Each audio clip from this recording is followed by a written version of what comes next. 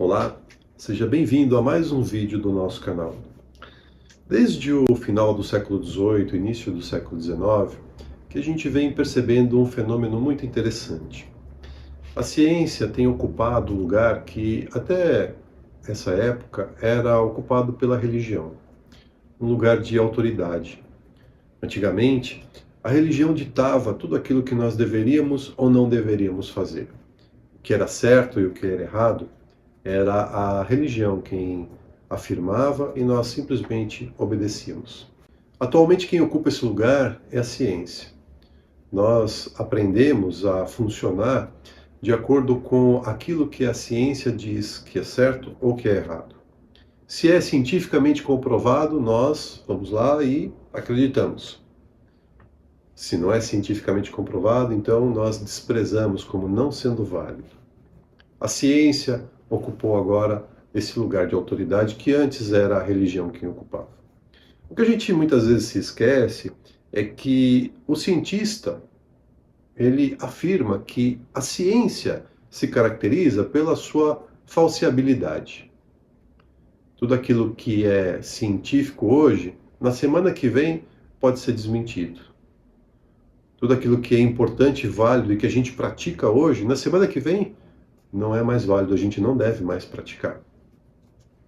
O grande problema é que a única instância que tem autoridade para desmentir a ciência é a própria ciência. A boa notícia é que a ciência faz isso. A ciência constantemente se desmente.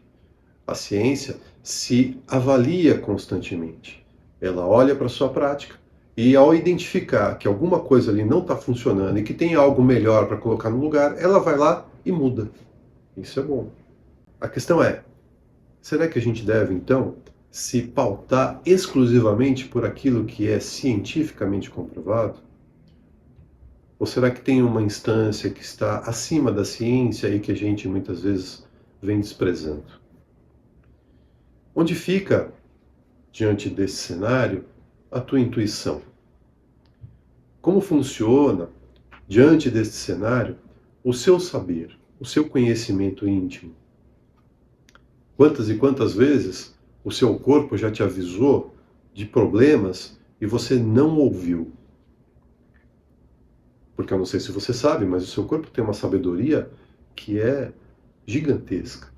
Nós muitas vezes explicamos, não só o espiritismo, mas várias outras linhas religiosas, espiritualistas, dizem que o espírito e o corpo estão separados. De fato estão, mas estão para fins didáticos.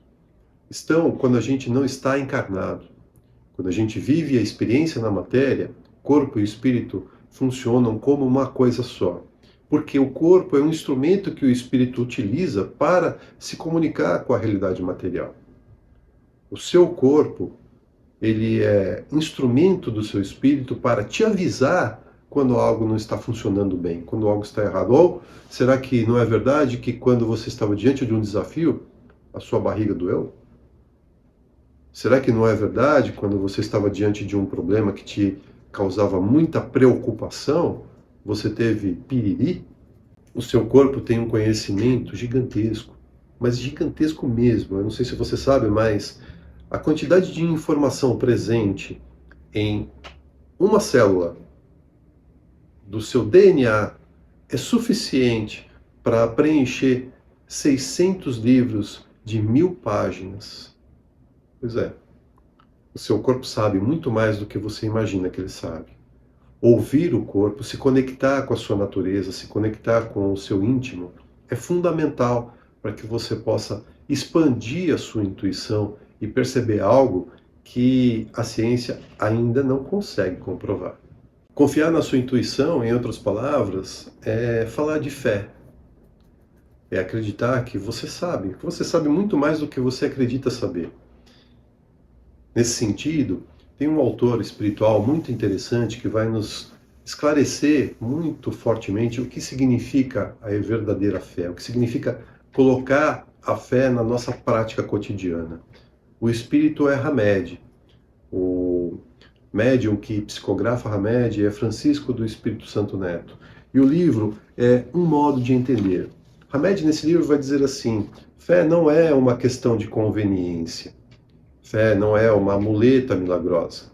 Fé não é satisfação de caprichos, mas sim um meio de demonstrar as realidades que não se veem. Pois é, como eu disse, a ciência nada mais é do que um conjunto de certezas prontas para serem desmentidas na semana que vem. Quando você tem fé, você tem a convicção naquilo que você sabe que é bom para você. Porque nós somos individualidades, nós somos seres únicos e que muitas vezes têm demandas que são únicas, que são só nossas. Só quem sabe o que é bom para você é você mesmo. Só quem sabe o que vai ser contribuição para você é você mesmo. Como eu disse, o seu espírito já viveu muito, já teve muito conhecimento adquirido ao longo das suas inúmeras encarnações. Ouvir o seu espírito passa por você prestar atenção naquilo que o seu corpo está dizendo. Por isso que é tão importante a prática da meditação. A prática da meditação nada mais é do que você se conectar com o seu corpo. Você abrir-se para ouvir o que o seu corpo tem a dizer. É por isso que quando você vai meditar, você deve começar se relacionando, se ligando ao seu batimento cardíaco, à sua respiração, ao contato da sola do seu pé com o chão, ao contato das suas costas com a superfície em que ela está repousada. Você presta atenção no seu corpo para você começar a meditar. E com isso você vai paulatinamente tranquilizando a sua mente. Esse espaço vazio que a meditação tanto propõe que nós encontremos, na verdade, não está vazio. Ele não é um vazio de não ter nada. Ele é um vazio de ter um universo inteiro para você escolher alguma coisa. Todos os conteúdos estão presentes nesse espaço. E entrar em estado meditativo significa você estar com todo este conteúdo à sua disposição para poder fazer uma escolha. É por isso que é tão fundamental que a gente medite cotidianamente, rotineiramente, para que a gente possa ter um tempo, ter uma pausa para fazer a melhor escolha, a escolha que está à nossa disposição. Acreditar que isso é possível é ter fé.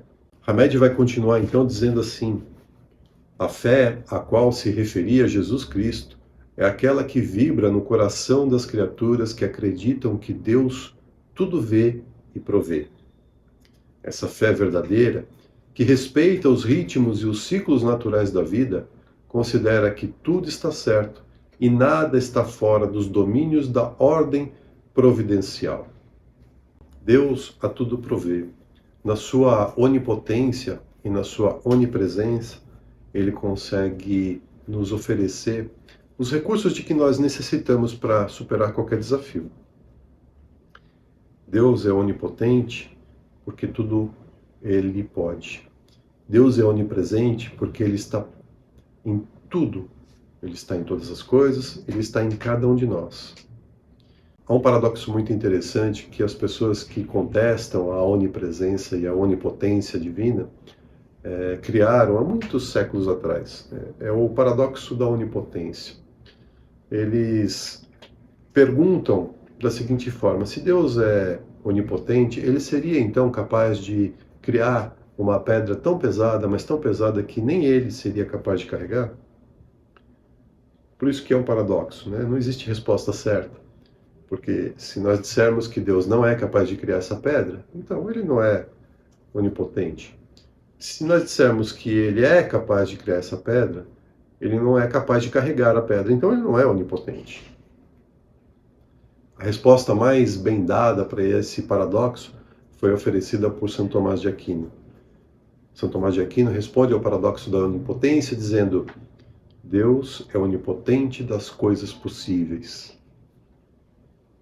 Deus tudo pode naquilo que é possível para cada um de nós. Portanto, se há uma solução para esse desafio que você está enfrentando no momento, pode ter certeza que Deus há de mostrar a você a solução desse problema. Cabe a você ter olhos de ver e ouvidos de ouvir a mensagem que ele vai te oferecer. Hamed então vai continuar dizendo assim: ter fé é aceitar a dor e a dificuldade em nossas vidas como pedidos de renovação. Ter fé é perceber as nossas limitações e, da mesma forma, as dos outros e perdoar sempre. Pois é, um caminho que muitas vezes nós adotamos é o do autojulgamento. A gente muitas vezes se considera incapaz, a gente muitas vezes se considera incompetente para superar determinados desafios. Os desafios, muitas vezes, eles se colocam nas nossas vidas como forma de nos prepararmos para situações futuras.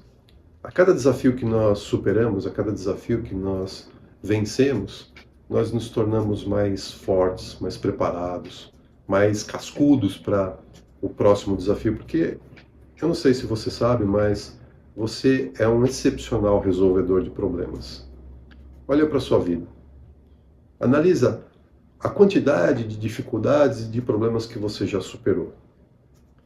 Isso não te isenta de enfrentar novas e maiores dificuldades. Ao contrário, isso te prepara para estar competente o bastante para superar dificuldades ainda maiores. O nome disso é vida.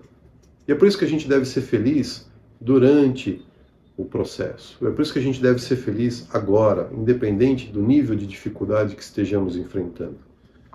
Porque a felicidade está presente na simples oportunidade de estarmos aqui, encarnados. Na chance de podermos viver essa experiência na matéria. Na chance que nós temos exatamente de estar enfrentando essas dificuldades. Essa superação que todos nós temos a capacidade de ter. Uma força que muitas vezes nem a gente acredita que tem. Quando a gente está aberto para olhar para a vida de uma forma mais otimista, com mais fé, com mais capacidade de perdoar a nós mesmos e àqueles que estão conosco na jornada, nós abrimos uma nova forma de nos relacionarmos com essa abençoada oportunidade que Deus nos concedeu, que é a vida na matéria. Uma vida temporária, que vai acabar e que vai ser tanto melhor quanto for a nossa capacidade de, no momento em que a gente desencarnar, olhar para trás e dizer para a gente mesmo: valeu a pena, aproveitei, dei um passo adiante na minha jornada evolutiva. Se você gostou desse conteúdo, aproveita para se inscrever no canal, ativar as notificações e compartilhar com aqueles que gostariam de receber um conteúdo como esse. Aproveita, deixa nos comentários o que você achou desse vídeo e sugestões para que a gente possa gravar nossos vídeos a respeito de espiritualidade, de autoconhecimento e de expansão de consciência. A gente se vê no próximo vídeo.